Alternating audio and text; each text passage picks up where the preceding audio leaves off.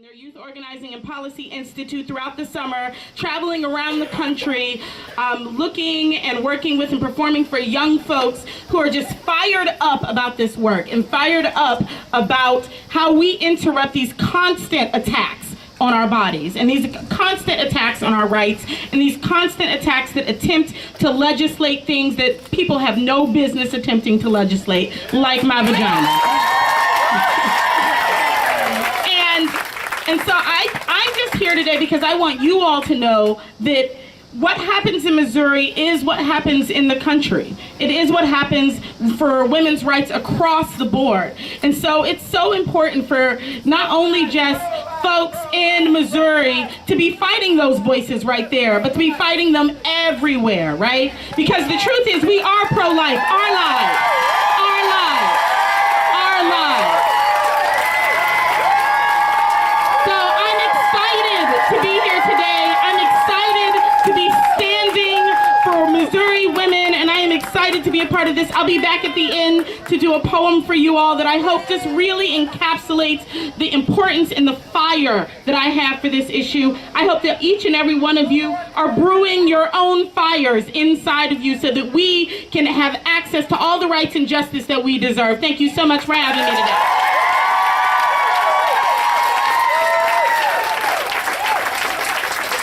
Please welcome State Senator Scott Sifton.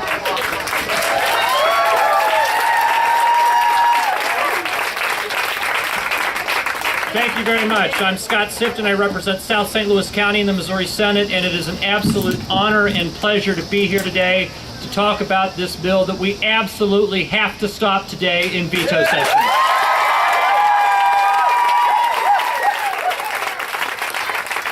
During the regular session of the Senate this year, the bill was brought to the floor not once, not twice, not 3 times, but 4 times. We filibustered it every single time it brought to the floor. It was brought to the floor. More than 16 hours in total time. Unfortunately, we are still here today to address this terrible, terrible restriction that is so extreme that only 2 states in the country have done anything like this 72-hour waiting period. We have got to put our finger in the dam here in Missouri, and we have got to do it today in this veto session.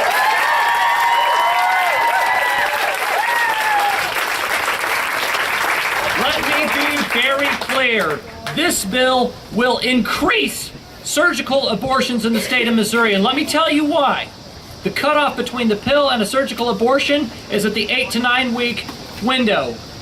Almost 25% of women who come in to receive these kinds of services come in at the 8 to 9 week interval. The difference between 72 hours and 24 hours is going to be the difference between a pill and surgery in many cases, and that's going to mean for an abortion that's going to happen anyway, you're going to be talking about the risks of surgery, and some of these women are going to be rape and incest victims because this bill makes no exception for them whatsoever, and that is absolutely unconscionable. This bill, if the governor's veto is overridden today, sadly and unfortunately, is also going to mean that more women are needlessly going to die because of complications of a pregnancy that is forced to continue on longer than it otherwise would have to. And I'm talking about another critical juncture in pregnancy, and that's the 21 to 22 week mark, when a lot of complications and birth defects are for the first time detectable. And at that juncture, the difference between 24 hours and 72 hours can be the difference between a serious condition and a critical or fatal condition. And we have to avoid that in Missouri.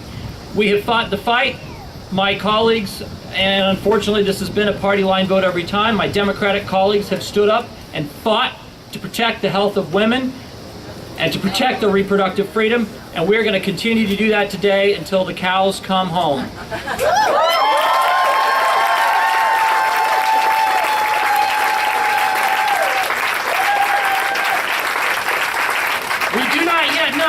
We do not yet know whether the final result of this process will be that the 24 Republican men in the state Senate will vote to bring this matter to a vote and terminate debate. It's something that's extraordinary in the Senate. Happens very rarely. if this issue comes to a vote and if this veto is overridden, it will only be because out of all of the legislative priorities in the state of Missouri, out of everything that we can possibly come to Jefferson City and do, this majority will select this one issue and only this issue as the priority that it puts above all others. I simply don't believe that that is an accurate reflection of who we are as a state, and I don't believe it's what we should do today, and I have every intention of pushing it to that limit and beyond. With that, thank you for being here. It is my honor and pleasure to hand it over to my good friend, Rabbi Susan Talby. Could you please-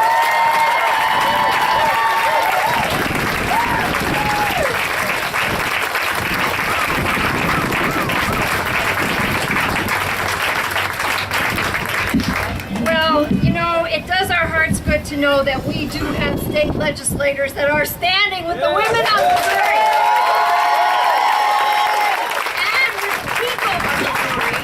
Because as a faith leader in this state, I want to speak for people of faith who value women's lives.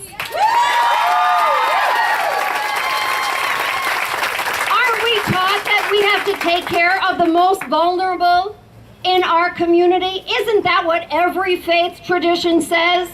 Well, this bill particularly punishes the poor, punishes the most vulnerable. Isn't every faith tradition about taking care of the least among us?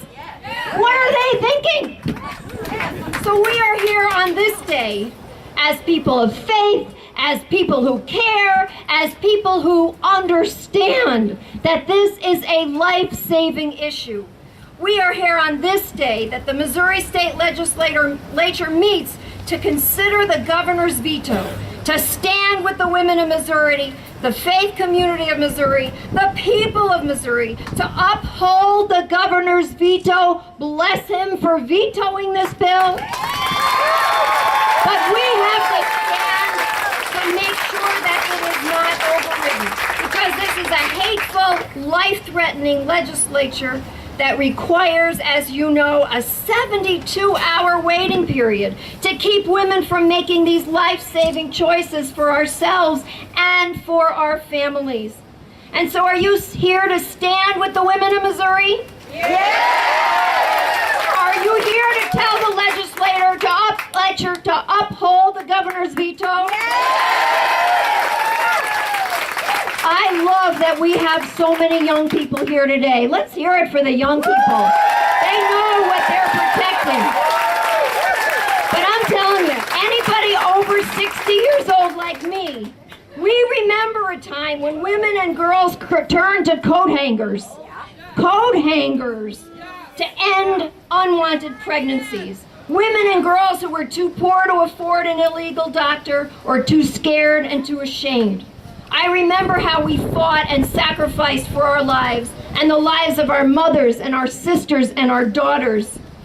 Here today we are standing on many shoulders, the shoulders of all the reproductive justice champions in every generation that have understood that this is the heart of freedom for women. And this is the heart of health care for women.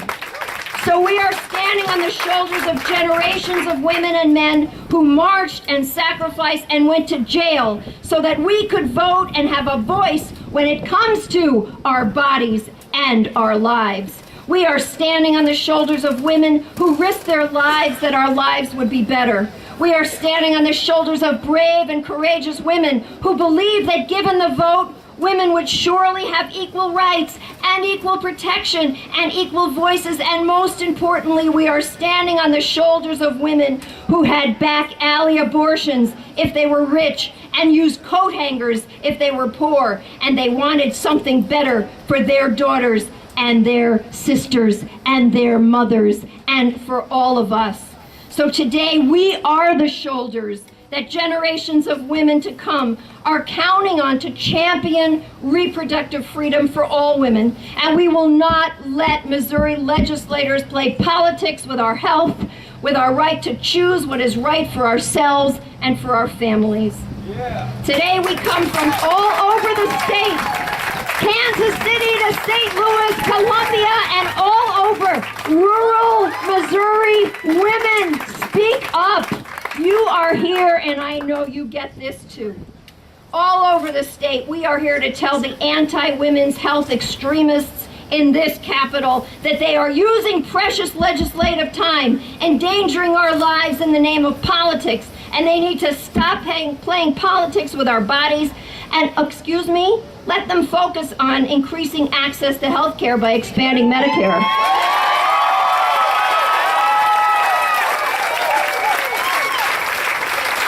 And I saw the sign. If my vagina could shoot bullets, it wouldn't be regulated.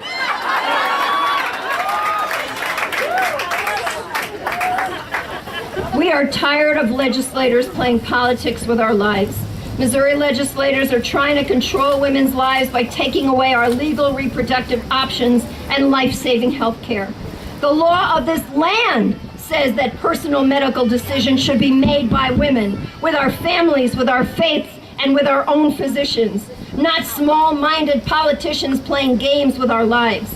Their hateful bill, whittling away at our laws, will hurt our health and take away the rights that generations of women have sacrificed for. And so we are here today to tell them to get over themselves. Stop the games that put us back in the dark ages. Focus on something positive, like passing Medicaid expansion. I'll say it one more time. We vote, and we won't go back. We won't go back. Governor Nixon did veto this deadly legislation that would triple the waiting time for an abortion. This bill is politics as its words, with life-threatening consequences. And we are here today to make sure that this veto stands. And we stand with people of faith. We stand with women. We stand with the people of Missouri and communities all over Missouri. We stand to uphold the governor's veto today, and we won't go back. We won't go back. We won't go back. We won't go back. Amen. Thank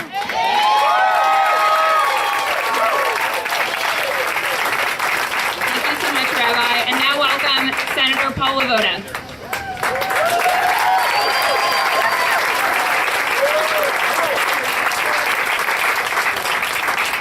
I'm State Senator Paul LeVota. I represent the 11th Senatorial District, which is Eastern Jackson County. And I'm not going to be very long because you've heard some great speakers to really identify what the issue is. I know that we're here. Can you hear me now? Right? Okay. I'll speak up louder. It's hard to do after Scott. But I just wanted to thank you for being here because your involvement really sends the right message to this General Assembly. And what we're doing here today is showing our power.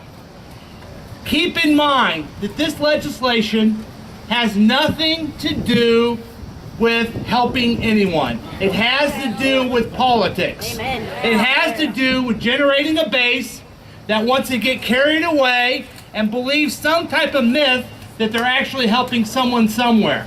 But in truth, it is a political ploy to keep the thumb on women in the state of Missouri. It is cynical and it is wrong.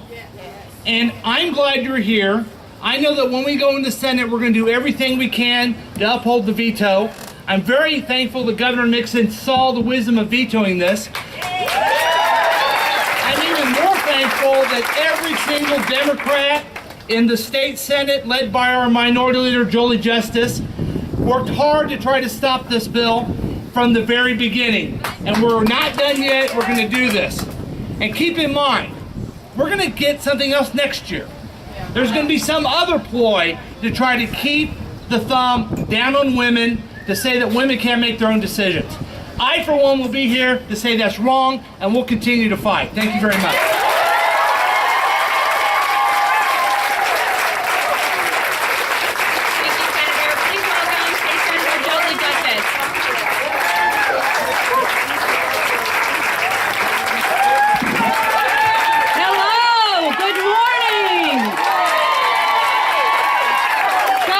Beautiful in purple. Oh my God, thank you for coming to your state capitol. My name is Jolie Justice, and I'm the minority leader for the Missouri State Senate.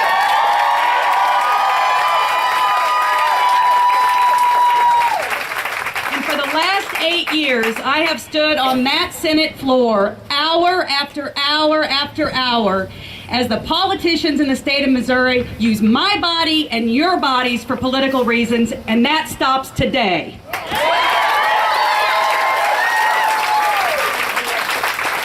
We have been down here fighting for women's health care. We have been down here fighting for comprehensive, medically accurate sex education, but for some reason, we have not been able to get that through yet. Over the past 50 years in the state of Missouri, year after year after year, they attack our health care.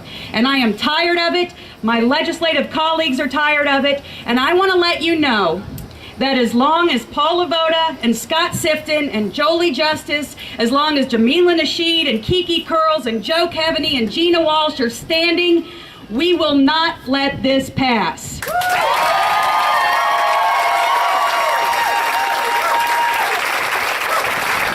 You have taken time out of your busy schedules to come down here today to stand with women, and we will stand with you. If they want this piece of destructive legislation to pass, they're going to have to force us to do it. So thank you. Do not give up the hope. We will not give up, and we will continue to stand with the Missouri women in this state as long as we can keep standing. Thank you.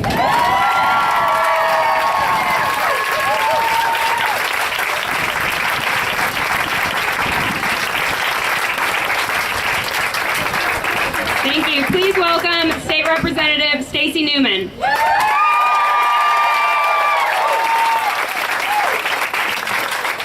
First of all, I just want to say how heartwarming it is to see all of you here.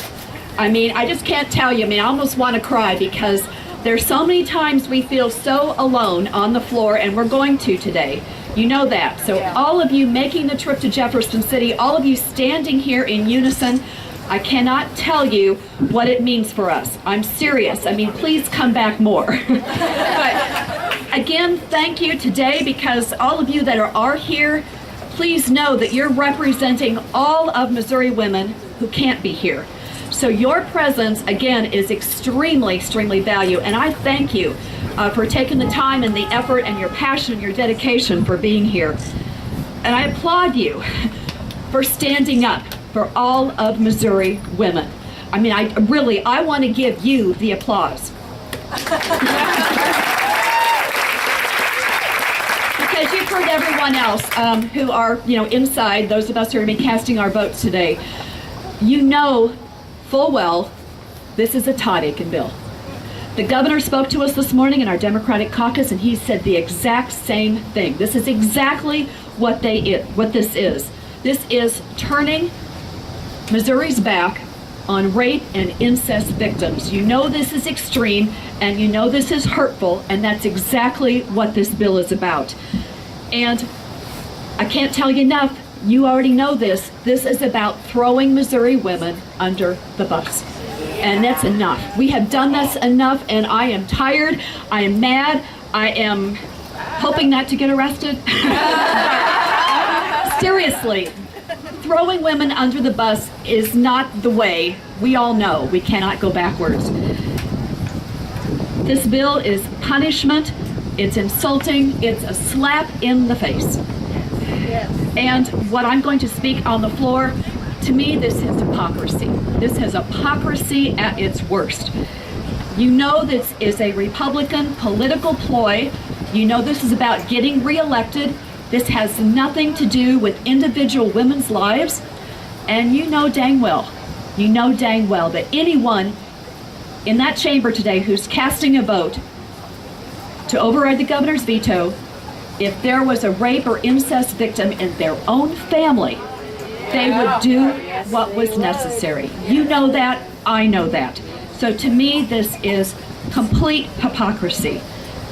You also know that the body that's going to be voting on these bills today is predominantly men. Men who can never, ever be pregnant.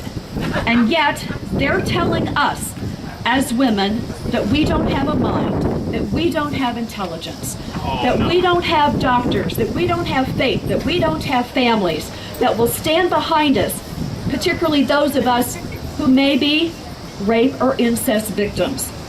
This is about punishing Missouri women and making them relive their horrors. And I can't tell you enough how wrong this is, how shameful this is. And I do want to stress, this is not about real women. This is a ploy for them to get reelected in November. That's all this is. And I tell you what, this makes me sick.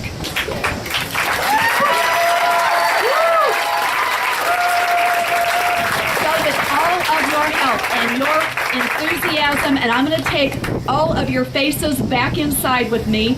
We've got some serious votes today, particularly this bill. Representative Judy Morgan and I are going to argue our hearts out with as long as the time as we get. Now, you also know we have to get recognized, but we will do everything we can to get that microphone on your behalf. We are going to stand with Missouri women as long as you stand with us. I believe that we can do this. So thank you so much. Again, thank you for being here.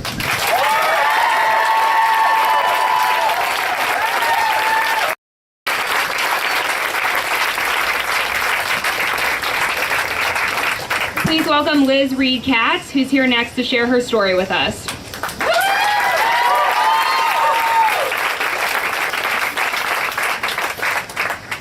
Some of you may recognize me as I've been at several of these events this year, trying to uphold the veto against House Bill 1307. As I always am when I am asked to speak at these events, today I am filled with many emotions. Honor. I am honored that organizations that I respect so much feel that I can help a cause that I am so passionate about. I'm truly honored to be here today and asked to speak by Planned Parenthood, the ACLU, Progress Missouri, NARAL, NOW, and Faith Aloud. Peace. It brings me peace that by sharing my story, I might be able to make the journey for just one woman facing this heartbreaking decision a little less difficult. Sadness. It brings me sadness that it is considered a big deal that I am willing to share my story. It is 2014, and a blog by Artemis Online said it best. Abortion isn't a dirty little secret. It's a valid medical procedure, and no woman deserves vilification for having one. Yes.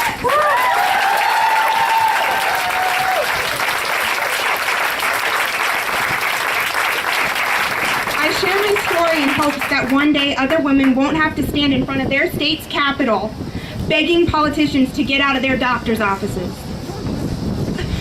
My story starts a little over 3.5 years ago. My husband and I had been married for about 5 years, and we decided it was time to start a family. We were overjoyed a few months later when we found out I was pregnant. Everything was going our way. My husband had gotten a promotion, we had bought a house, we were going to be a family. I took every precaution possible. No caffeine, no sushi, no lunch meats, took my prenatals every day. But none of that could change the fact that our daughter had a genetic anomaly. At about 17 weeks, we found out that the baby I was carrying had trisomy 18, a triplicated 18th chromosome that is considered incompatible with life. My husband and I consulted specialist doctors and genetic counselors who confirmed what blood tests had already told us. Not only would every cell in her body be affected, but she would also have a severe heart defect and extreme issues with her digestive tract. She would be born in pain and to only see the walls of a hospital. We were devastated. So after days of soul searching, we, my husband and I, made the heartbreaking choice to terminate our much-wanted pregnancy. I was lucky that my doctor offered to perform the termination, but to do so, we had to wait an additional 10 days so that we could petition the ethics board of the hospital she worked at, as it was a Christian organization. But I learned the hard way of what waiting does to you. It just makes you hurt more. I was far along, 19 weeks. Well-meaning people would ask, when are you due? Is it a boy or a girl? How do you answer that question when you know your child has no chance of survival, no matter what your decision is? I can also tell you what waiting does not do. It does not make you change your mind. This bill, this extreme 72-hour wait bill, has made me feel a mixture of emotions. But one emotion that it has not made me feel is shame. No woman should ever feel ashamed for making a medical decision.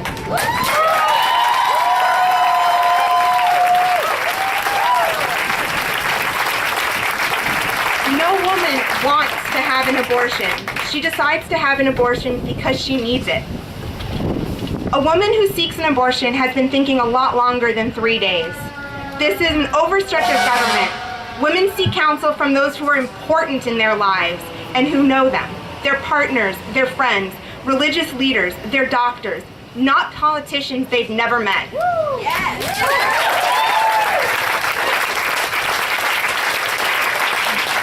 Today, I ask every elected official in the Capitol to sustain Governor Nixon's veto. But I'm going to single out one senator and ask that he listens to this constituent, his constituent.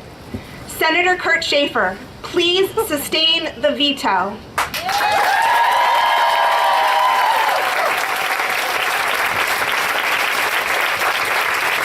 And now we have State Representative Jill Shute.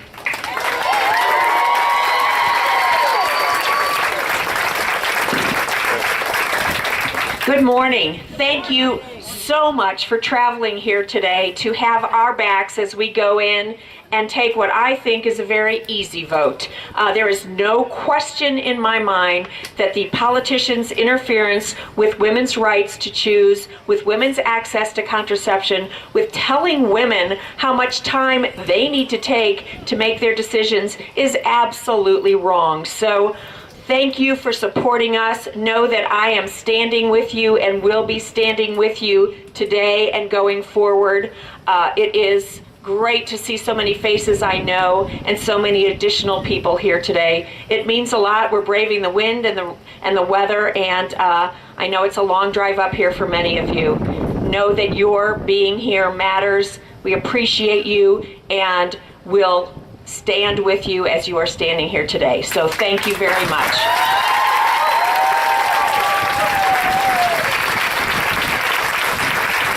Thank you, Representative. Next we have Reverend Becky Turner with Faith Aloud.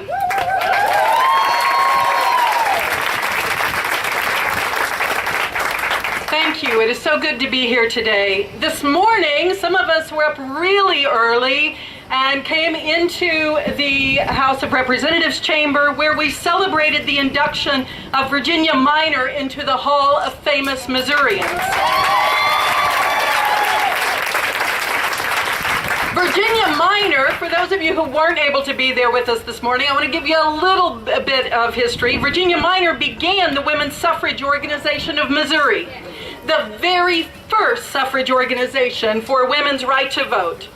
In 1872, she attempted to vote in St. Louis and was turned away. As a married woman, she wasn't allowed to file suit, so her husband did it for her. That suit went all the way to the Supreme Court. Therefore, there is a judgment of the Supreme Court against Virginia Minor saying that no, women were not going to be allowed to vote. She died in 1894, never having gotten the right to speak her mind through her vote. Sadly, Missouri history does not fare well under the microscope of treating women with full personhood. Year after year, the state legislature imposes new laws that dictate what women can and cannot do. For many women, it is state law that prevents them from sending their children to adequate schools. For many women, it is state law that prevents them from being able to earn a living wage, to put food on the table for their children. For many women, it is state law that makes it difficult to access health care. These are all injustices that impact a woman's ability to choose whether to have children at all and how to care for them once they arrive. The 72-hour waiting period is one more insult against women's personhood, another immoral law that prevents women from telling their own truths and making their own decisions. But just like Virginia Minor, Missouri women are tenacious. We do not just sit down and lick our wounds. We will stand tall and we will keep coming back. We lift one another up and offer to help our sisters who need it. We are here to fight for justice, and we will keep fighting until every woman's voice is treated with dignity and every woman's body is off limits to public scrutiny and legislation.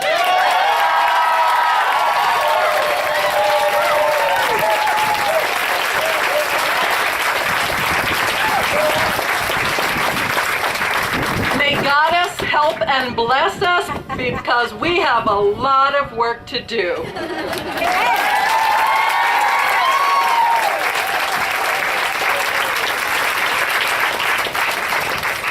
Please welcome Kimmy Nolte, who's also going to share a personal story with us.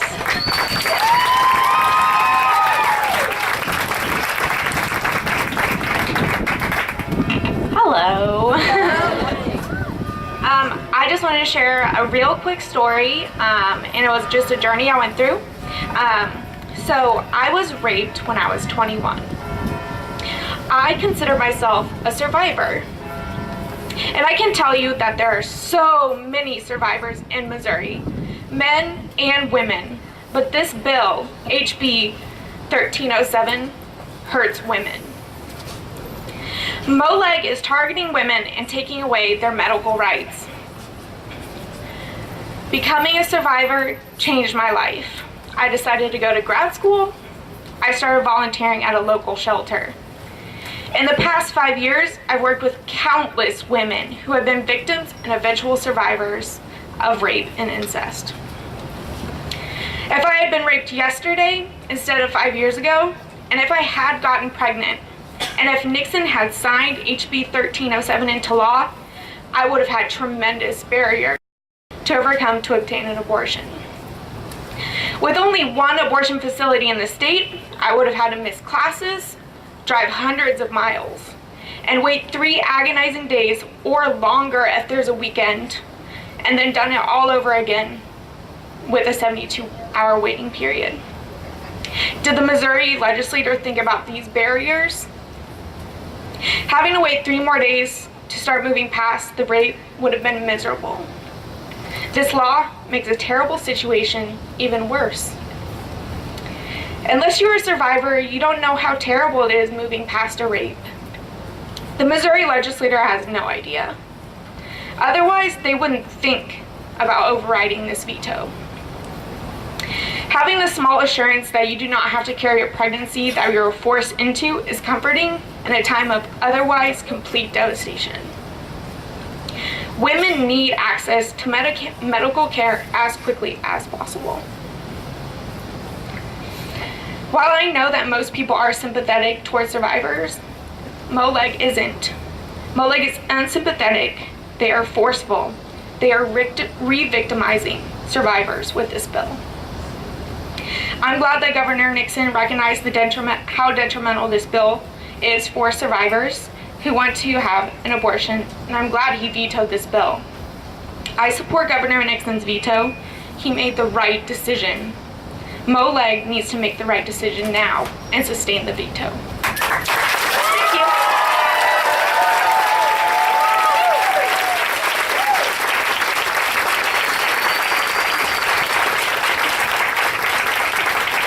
Thank you so much, Kimmy.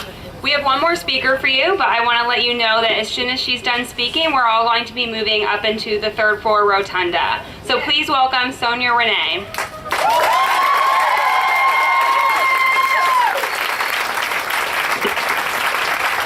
I'm just really filled with just a deep amount of reverence and gratitude for all of the people who are here today doing this work in this state to fight this horrific bill against women's lives. Thank you. Please give yourselves a round of applause. Give each and every speaker who touched the mic today a round of applause for being here. And again, this fight is happening all over the country. I just want to take a moment and shout out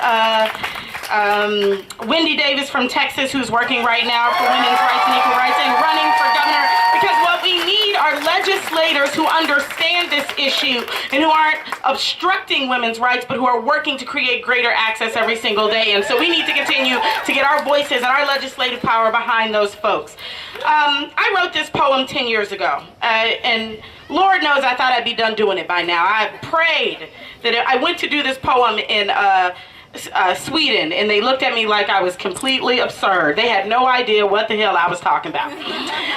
And it's because, guess what? There are other places where it's really clear that women's rights and autonomy to their bodies is theirs.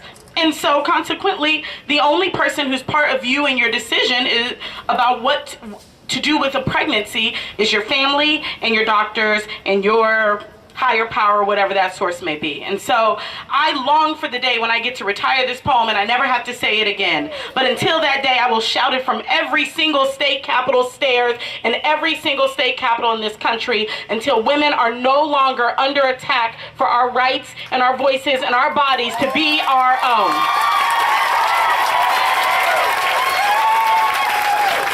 This poem is called What We Deserve. Culturally diversified biracial girl with a small diamond nose ring and a pretty smile poses beside the words, "Women deserve better." And I almost let her non-threatening grin begin to infiltrate my psyche till I read the unlikely small print at the bottom of the ad. Sponsored by the U.S. Secretariat for Pro-Life Activities and the Knights of Columbus.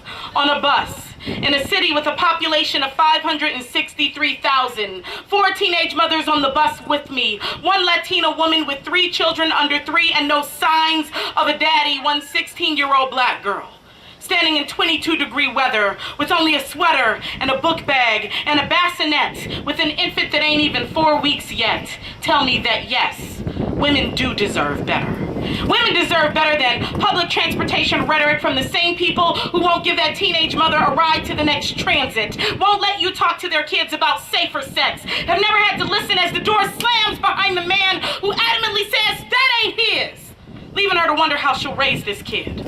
Women deserve better than the $300 TANF and AFDC will provide that family of 3, or the $6 an hour job at KFC with no benefits for her new baby, or the college degree she may never see because you can't have infants at the university. Women deserve better than lip service paid for by politicians who have no alternatives to abortion, though I'm sure right now one of their 17-year-old daughters is sitting in a clinic lobby, sobbing quietly and anonymously, praying parents don't find out, or is waiting for mom to pick her up because research shows that out-of-wedlock childbirth don't look good on political polls and daddy ain't having that. Women deserve better than backward governmental policies that don't want to pay for welfare for kids, or health care for kids, or child care for kids, don't want to pay living wages to working mothers, don't want to make men who only want to be last night's lovers responsible for the semen they lay, just flat out don't want to pay for any of it, but want to control the woman who's having it. Acting outraged at abortion. Well, I am outraged that they want us to believe that they believe that women deserve better. The Vatican won't prosecute pedophile priests, but I decide I'm not ready for motherhood and its condemnation for me. These are the same people who won't support national condom distribution to prevent teenage pregnancy, but women deserve better. Women deserve better than back alley surgeries that leave our wombs barren and empty. Deserve better than organizations bearing the name of land-stealing racist rapists funding million-dollar campaigns on subway trains with no money to give these women, while balding middle-aged white men tell us what to do with our bodies while they wage wars and kill other people's babies. So maybe women deserve better than propaganda and lies to get into office, propaganda and lies to get into panties, to get out of court, to get out of paying child support. Get the hell out of our decisions and give us back our voice. Women do deserve better. Women will always deserve unobstructed choice.